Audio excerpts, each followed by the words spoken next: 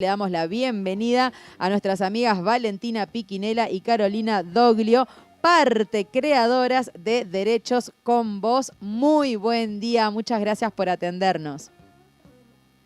Hola Bueno, Lau, buenos días, ¿cómo estás? Bueno, un gusto estar con ustedes, estar con vos, estar ahí con la radio y bueno, volver acá a hablar un poco más de lo mismo pero diferente, ¿no? Bajo otra forma ahora, que nada, que lo que pretendemos es consolidar estos procesos de trabajo que por ahí son conocidos para muchos de ustedes y para otras personas no, así que vamos a contarles un poco de qué se trata y bueno, animarlos también a involucrarse, a difundir y a participar de la forma que crean que puedan hacerlo. A Valentina Hola. Valentina ya es vieja amiga acá, pero para quienes no te conocemos, Caro, para quienes no te conocen todavía, que te puedas presentar, buen día. Buenos días a todos y a todas. Bueno, mi nombre es Carolina Doglio. Bueno, empezamos con esto con Vale, a armar lo que es la organización, que un poco está en proceso de gestación, debido a que las dos de alguna manera hemos estado vinculadas a procesos de encarcelamiento.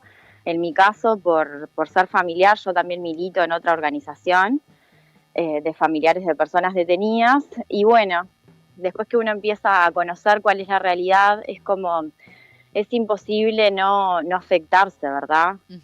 Y creo que estamos acá también porque elegimos afectarnos y comprometernos con cosas que nos involucran, y es como también justamente este proceso de empezar a dejar de ver de forma individual las cosas y entender que los movimientos son en colectivo. Entonces creo que lo que nos hace estar acá hoy y lo que nos llevó a animarnos y a empezar a darle forma a la organización fue el proceso de dejarnos afectar por la realidad que estábamos viendo y sobre todo por la realidad de las mujeres. O sea, en mi caso yo, actualmente no tengo a mi familiar detenido, pero fui familiar y de alguna manera me siento que sigo siendo familiar y creo que eso va a ser siempre. Y no puedo como desapegarme de las cosas que vi, de acercarme a esa realidad y conocerla. Entonces, bueno, desde ahí creo que estamos acá. ¿Cómo surge, más allá de las experiencias de ambas, desde sus lugares, con respecto a las situaciones de encarcelamiento, cómo surge decir, bueno, tenemos que hacer algo con esto y por qué, ¿no? ¿Por qué es importante poder llegar a todo el país con la ONG? Bueno, esto yo creo que surge también a partir de la invisibilidad, ¿no? O sea, la invisibilidad que tienen las vidas en la cárcel, pero particularmente la invisibilidad de las mujeres, siempre en diferentes espacios. Por ejemplo, quienes acompañan significativamente los procesos de encarcelamiento se saben que son las mujeres. Pero bueno, ¿qué pasa cuando las mujeres están privadas de libertad? ¿Quiénes acompañan a esas mujeres? Entonces empezar a ver eso y empezar a ver la emergencia carcelaria que hay en nuestro país, porque nosotros estamos en una situación muy difícil, o sea, donde hay un aumento significativo de la cantidad de personas que están privadas de libertad, o sea, que están detenidas en realidad, porque están detenidas porque están en condición de violación de derechos humanos. Entonces me parece que eso es algo muy, muy importante y no hay que pasarlo por alto. Porque no es que solamente pierden su libertad, sino, bueno, las condiciones que están. Y significativamente en estos últimos años ha aumentado la población femenina que está detenida. O sea, y esto se desprende de los informes, son datos que no los inventamos nosotras, sino que salen de los informes del comisionado, del último informe particularmente. Y a su vez se superaron las cifras en 2023 de niños y niñas que viven con sus madres. Entonces, esto nos hace, bueno, esto hay que empezar a pensar, hay que empezar a hacer algo con esta realidad. Sí, y Y también creo que en la sociedad civil organizada se pueden hacer muchas cosas porque es poner la voz de las personas en el centro. Bien, De las pensaba en personas que viven esos que procesos. también los altos índices que hay de la pobreza infantil, que para que una niñez pase hambre, antes tiene que haber pasado hambre su madre también, ¿no? Y pensando en cuál es el contexto de las mujeres en estas situaciones. Y Valen, nosotros tenemos una experiencia que, bueno, ayer tuvimos un encuentro vecinal otra vez para acompañar a una vecina, a Nati. Y es una experiencia que ha hecho Punta del Diablo, la verdad que no sé si se repite en todo el país, pero ¿cuál es la realidad hoy de las mujeres privadas de libertad? ¿Quién las acompaña? Bueno, ¿Quién las apoya? yo no puedo empezar a hablar de eso sin decir que en esta pregunta de, bueno, ¿cómo nace? A lo que ya dijo Caro le agrego, bueno, sin duda para mí el caso Nati, Red y Punta del Diablo es un mojón en este proceso de entender que es necesario asociarse, que es necesario consolidar esta red que ya existe y darle una forma de que proteja, que cuide a quienes participan en el trabajo de este tipo, ¿no? Porque es un trabajo de mucha exposición a riesgos diversos y bueno, empezar por ahí, por entender que lo que ustedes permiten visibilizar es algo que también hace parte de este proceso en el que entendimos que asociarse es una clave fundamental en el camino de cualquier transformación. Así que, si me preguntás, lo que vivimos ayer es parte de lo que quisiéramos replicar en todos los lugares donde existan mujeres privadas de libertad, donde estén siendo afectadas en sus derechos en el acceso, pero sobre todo en su derecho a vivir en comunidad y a vivir en red y dejar esa soledad que es una imposición, pero que no es parte de la condena, no debería serlo al menos. Nosotros queremos hacer visible la voz en primera persona de las mujeres que están. Bueno, allí, a ver, se nos cortó justo la comunicación. Estamos hablando con Valentina Piquinela. A ver, allí estamos hablando con Valentina Piquinela y Carolina Doglio. Me echaron de la conversación. Entonces, no. ahora sí las tenemos de nuevo. Lau, no sé, yo hablé como un montón, no sé dónde quedé. Te escuchamos todo lo que venías hablando, fue recién, ahí de nuevo. Vamos a intentar volver a comunicarnos. Me había dejado solas, pero ni totalmente, yo no sabía qué hacer. A ver si están. A ver, ahí las tenemos de nuevo, a Valen y a Carolina. A ver si están por allí. Bien. Ahora sí.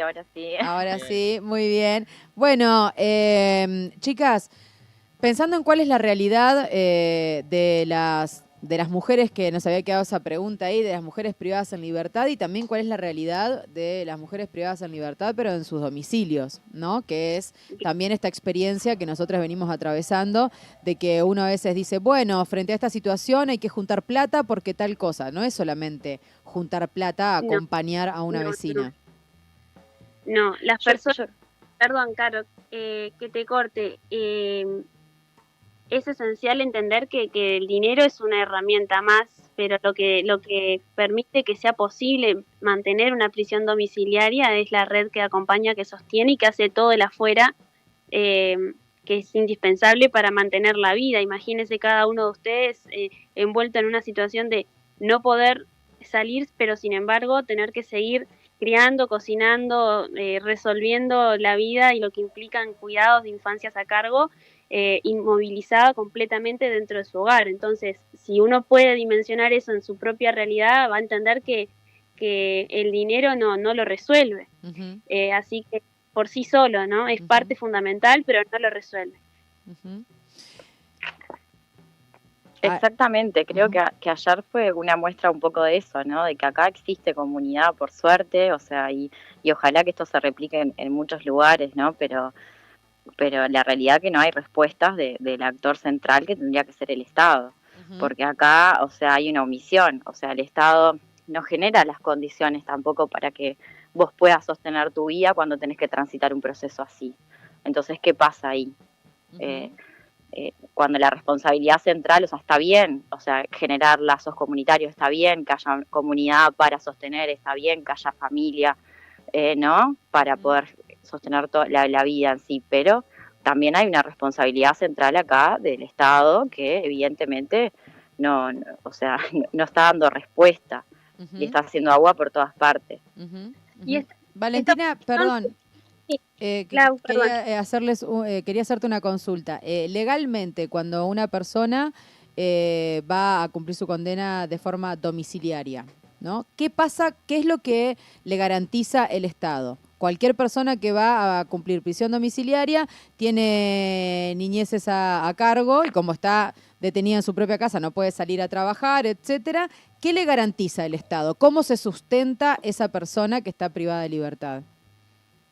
Nada le garantiza, Lau. Yo tengo situaciones de mujeres que en atención al riesgo grave que están siendo víctimas sus hijos, hay decisiones judiciales que promueven su salida para hacerse cargo de ellos fuera de la cárcel y que tiempo después recibo llamadas diciéndome gracias Valentina por todo, pero cuando estaba en la cárcel al menos alguien se encargaba de alimentarlos, yo acá sola y sin poder trabajar no puedo resolverlo, prefiero estar en la cárcel, prefiero estar separados de ellos para garantizar su alimento. O sea, el Estado no tiene un programa de acompañamiento ni de asistencia y acá hay una pregunta clave que muchas organizaciones civiles, incluso dirigentes políticos, actores que son relevantes en la construcción de soluciones, dicen, bueno, entonces no romanticemos la prisión domiciliaria.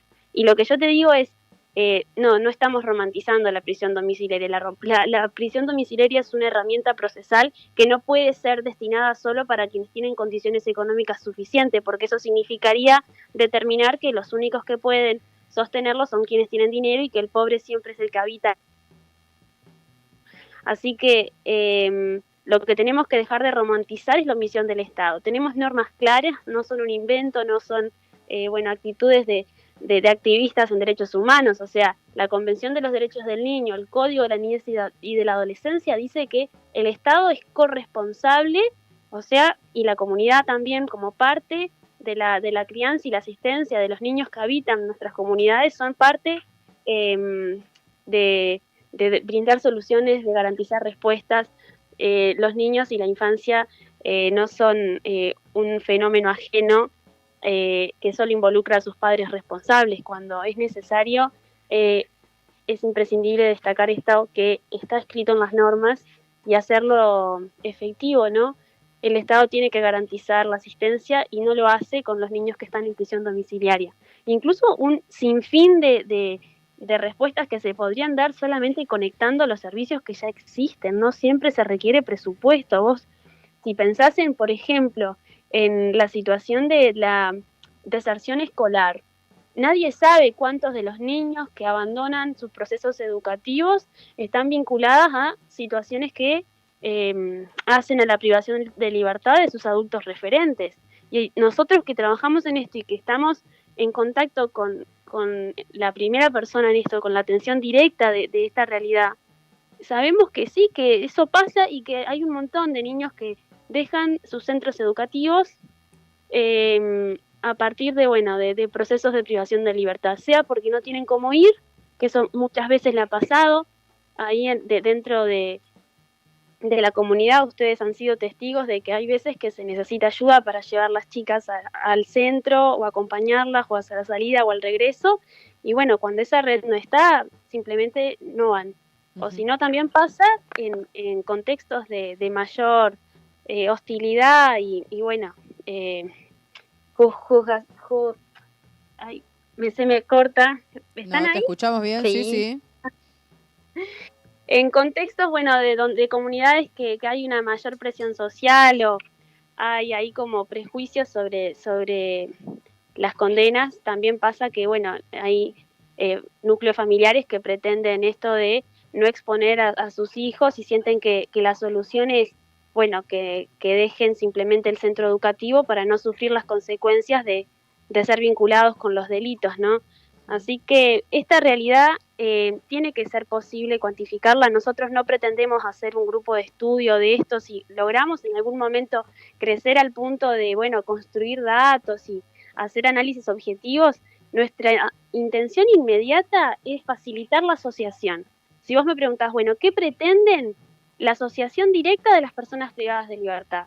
Sí, que se asocien, que se unan, que se construyan redes y a partir de eso que se articulen respuestas que las involucren a todas ellas y sus infancias a cargo cuando las tienen, porque la infancia a cargo no es el único factor de vulnerabilidad que presentan las mujeres privadas de libertad. En sí mismo el género ya hace que estén en una situación de desigualdad, por todo lo que contaba Caro, ¿no? Las mujeres somos quienes cuidamos, quienes acompañamos, quienes sostenemos, y bueno, cuando somos nosotras quienes estamos en esa situación de requerir la asistencia y el cuidado de otros, tenemos una protección desigual porque no están en la misma medida los hombres en el afuera, ¿no? Así que por ahí va nuestra mirada, Lau. Y hay una cuestión que me parece interesante, esto, Vale, que estabas diciendo, de que bueno, también la invisibilidad de las infancias y las adolescencias que tienen que transitar de diferentes lugares los procesos de encarcelamiento. O sea, ¿qué pasa? O sea, eso tampoco se está mirando.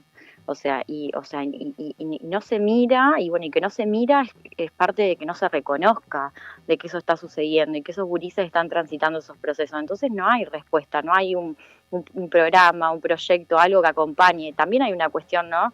De, bueno, los gurises, esto que decía Vale, de alguna manera quedarán ser identificados.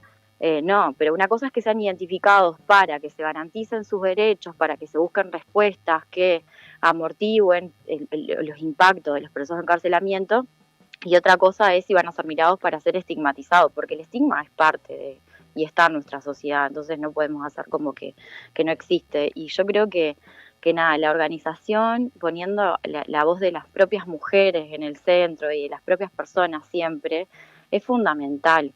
Es fundamental, y pensar en cómo hay que democratizar también los espacios adentro de la cárcel. O sea, esto tiene que pasar, se tienen que empezar a dar. O sea, sí, las personas nos tenemos que organizar, y muchas veces en torno a lo que nos pasa y capaz que no está bueno. Pero eso hace que puedan empezar a surgir otras lógicas diferentes a las que están, y yo creo que son necesarias. Creemos que son necesarias. ¿Cómo andan, Valen, Caro? Acá Martín la saluda, que estoy callado, Martín, pero estoy. Hola. No, pensaba en esto que decían, ¿no? Y más que una pregunta, me surge una reflexión, porque hay algo que el Estado debería rever, y como sociedad deberíamos rever, que no se magnifica o no se piensa en la estigmatización que se genera no solo a toda la familia, sino a esa persona que le generaron una condena, ¿no? Digamos, como que quedó privada de libertad, sea encarcelada o sea en su casa, digamos. Pero hay algo de que no se dimensiona el daño que se está generando, ¿no? En esto de tirar fallos para cualquier lado, ¿no? Como el caso de Nati y un montón de otra gente que ha sufrido como estas condenas injustas o desmedidas, y que no se termina dimensionando el daño que se está generando por un bien que no sé para quién es, ¿no? Porque, por ejemplo, el caso de Natalia es como, bueno, ¿a quién beneficia lo que le estás haciendo a esta mujer, ¿no? ¿Y cuánto daño estás haciendo? Eso como que no se toma en cuenta. No sé si quieren agregar algo. Sí, ¿para qué sirve la cárcel? O sea, ¿cuál es el sentido Claro. del castigo, no? Tipo, es como pues empezar a cuestionar y a problematizar eso. ¿Para qué castigamos? O sea, ¿de qué forma lo hacemos? O sea, ¿con qué objetivo? O sea, no vemos... es como que la cárcel tiene que generar sufrimiento o la privación de libertad, ya sea porque es en un domicilio, porque es como eso, ¿no? Ver el daño que hay ahí. Creo que sí, que hay muchas cosas como sociedad nos tenemos que empezar a cuestionar y a interpelar. El impacto que genera más allá de la persona privada de libertad, esto que vos traes, Martín, a mí, cuando estabas hablando vos, me causa silencio siempre este tipo de planteos, porque el silencio que viene de saber que ya no hay nada más que cortar, o sea, ya está, en ese sentido ya está medido, ya está estudiado, hay investigaciones múltiples, la cárcel no puede ser la primera respuesta. Si vos te fijás en los índices de reincidencia, en la forma en que se alojan las personas de la privación de libertad, sobre todo las mujeres. Las mujeres no tienen un sistema de clasificación como los hombres por un simple motivo. En general son tan pocas y hay un solo sector para todas las mujeres. Esto implica que compitan en el mismo espacio durante mucho tiempo personas que tienen sus condenas vinculadas a delitos de mucha violencia, cuestiones que son complejas, incluso atravesadas por dificultades en salud mental y demás, a personas que cometieron fallas mínimas como hurtos simples, estrategias de supervivencia pura, que no están vinculadas a trayectorias de organizaciones criminales, y todo eso convive y se nuclea ahí y tiene una incidencia directa en el afuera, en una generación de un montón de delitos que los podemos hablar contra actividad porque no son desconocidos para nadie, como las extorsiones, las presiones en el afuera, qué pasa si bueno, cómo se recurre a sobrevivir adentro, porque también se empiezan a desarrollar estrategias de sobrevivencia dentro de la cárcel y eso siempre está vinculado con el afuera, porque desde adentro no. Entonces, si quisiera incluso abordar este tema desde la seguridad pública, nada nos protege más que la aplicación de medidas alternativas y que la reducción de los encarcelamientos. Nada nos protege más. Y eso está también estudiado, no lo digo yo, lo dicen los datos objetivos, como nos gusta, consolidar conclusiones, ¿no? A las personas que trabajan en el tema, bueno, y son decisiones tomadas bajo la evidencia. La cárcel es una respuesta medieval para fenómenos sociales que hoy ya no tienen una solución aparte de ella, más que el castigo y más que el daño a todos nosotros, adentro, a la persona que lo sufre en primer lugar, pero a toda la afuera también, en este desmembramiento del tejido social que produce. Valen, y Caro, ¿cuál va a ser el rol de Derechos con Vos?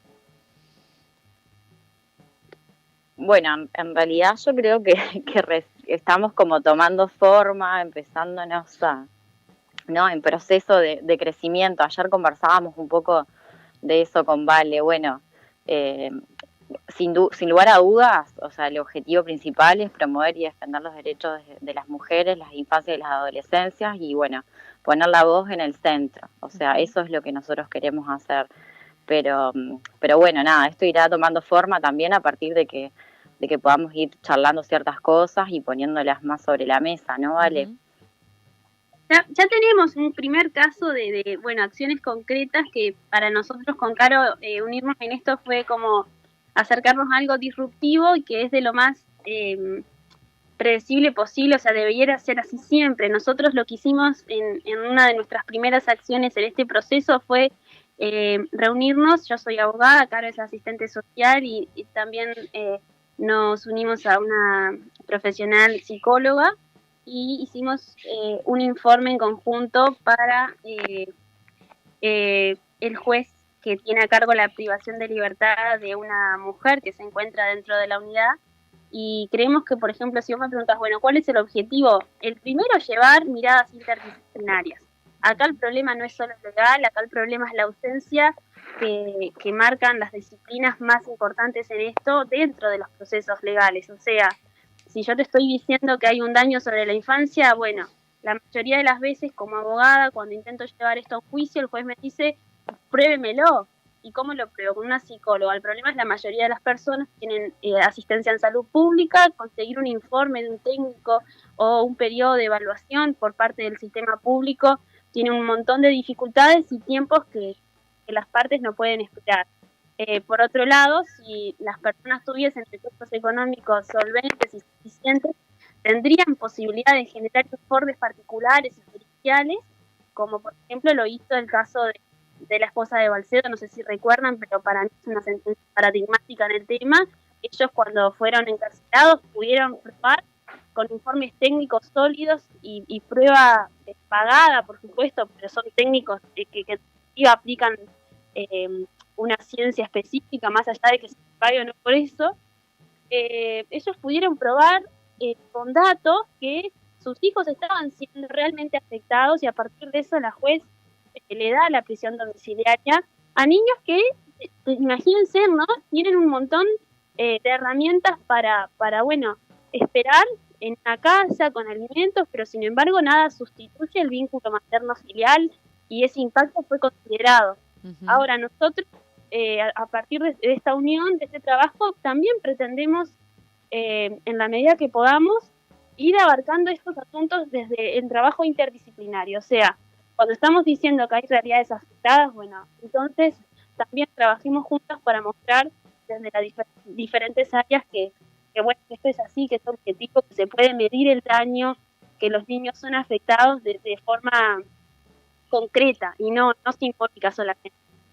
Es como salir de lo normativo, ¿no? Porque nuestro sistema de alguna manera es como, bueno, esto, lo normativo, se aplica la norma, pero no es solo eso, hay otras miradas, o sea, nosotros, bueno, podés mirar a una persona solo desde ese lugar, o sea, o ya sea porque haya cometido un delito, porque es un poco lo que vos traías hoy, bueno, ¿qué pasa con las mujeres? ¿Qué pasa con la pobreza? O sea, las cárceles están llenas de personas que son pobres, la mayoría de las personas que están privadas de su libertad son pobres. Entonces ahí hay cuestiones que tienen que ver con la reproducción de la vida, con que si nosotros pensamos en la seguridad pública, también tenemos que pensar en la seguridad social. Entonces, bueno, también las situaciones de vulnerabilidad que a las que estamos expuestas las mujeres, y bueno, y cuando estamos en condiciones de mayor, ya sea por el empobrecimiento o lo que sea, también eso genera un montón de exposiciones a situaciones de violencia. Entonces es como, bueno, empezar a desarmar eso y a mirar más allá, porque eso nos va a permitir generar otro tipo de respuesta. O sea, contemplar el interés superior de esta situación que planteaba Vale, particularmente en la que estuvimos trabajando con otra compañera, también fue esto, bueno, pongamos sobre la mesa el interés superior del niño, o sea, a ver, acá hay normas, hay tratados internacionales, o sea, que se respeten, o sea, porque no sea una ley, o sea, es como, es importante lo que los gurises sienten, lo que les pasa, esto de la necesidad del vínculo filial, que no es lo mismo. Nada, hay cuestiones que es necesario que esté esa mirada integral y bueno, yo creo que empezar a instalarlo capaz que puede generar que se mueva un poco la aguja, ¿no? Claro. ONG Derechos con Vos, así se pueden meter en Instagram ya y poder sumarse, arrimarse, colaborar, enterarse de lo que va a estar ocurriendo. Y dentro del trabajo que van a hacer Valentina y Carolina y que ya lo vienen haciendo desde diferentes lugares, está la educación, el acceso a la información, la divulgación también de todas estas herramientas que tenemos como ciudadanos y ciudadanas y que desconocemos, y por desconocer muchas veces quedamos bien alejados y por fuera de ellas, hasta que nos aparece alguna Valentina o nos aparece alguna Carolina ahí para arrimarnos estas instancias.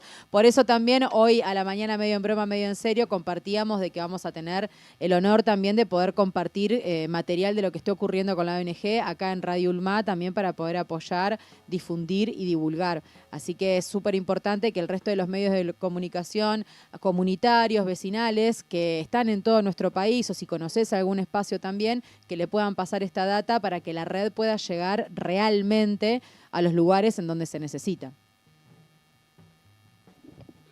Muchísimas gracias, Lau. Exactamente eso es. Solo el hecho de compartir información tiene un impacto gigante en esto de construir redes y, bueno, sobre todo canales de respuestas donde estas demandas que permanecen ocultas tengan una forma de salir afuera y, bueno, estamos a disposición para cualquiera sea la idea o el deseo de participar de otras personas o incluso de dar respuestas a situaciones concretas, tareas pensar juntos y, bueno, involucrarnos en acciones concretas. Eso es como el objetivo, hablar desde la voz de las propias personas que se encuentran privadas de libertad, fortalecer su proceso de formación, llevarles información que estar privado de libertad solo les limita la libertad ambulatoria y no otros derechos como la libertad de asociarse.